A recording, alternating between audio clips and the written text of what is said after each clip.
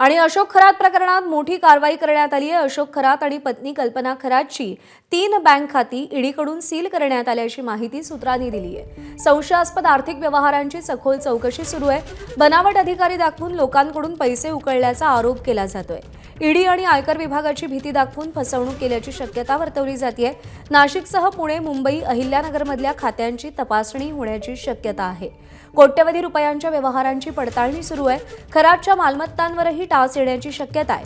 मनी laundering प्रकरणी ईडीकडून गुन्हा दाखल करण्यात आलेला आहे।